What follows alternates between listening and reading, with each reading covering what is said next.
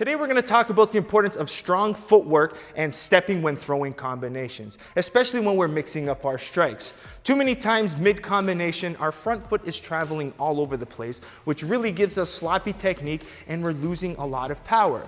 I keep talking about power coming from that ground and the transfer of energy to the end of your strike. And if your stepping is all over the place, we're losing that transfer. Bazooka Joe Valtellini! So today I'm going to show you how to step properly and why we got to step in that direction. And nothing beats putting the lines on the floor so you can see your stepping and the line of your attack. The biggest problem when we're mixing up our strikes is our front foot. So when I want to land my punches really well, I could, one, step on center line, right? By stepping on center line or slightly out, lets me attack down my opponent's center line. Gives me that nice little angle.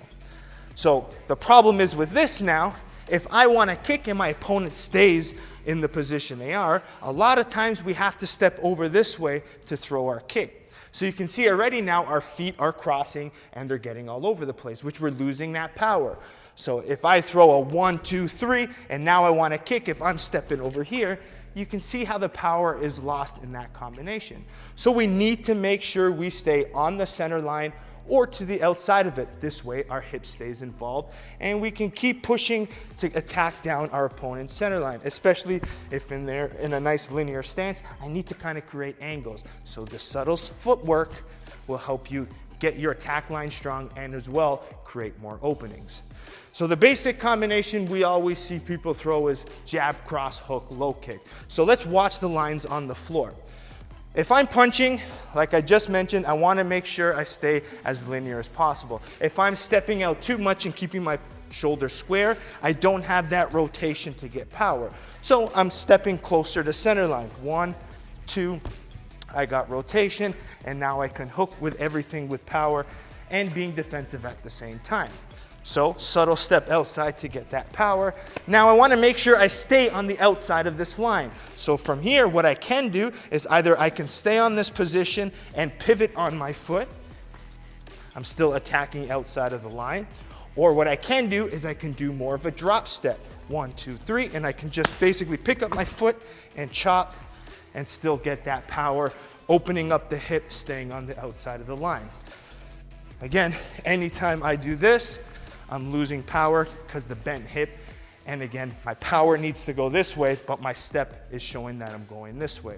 You want to make sure you step in the direction that you're getting power. If I want to get power this way, I make sure my front foot is pointing in that direction. Wherever I want my power to go, I make sure my front foot is pointing in that direction. Let's take a look from this angle here. You can see again, stepping here, take the outside line.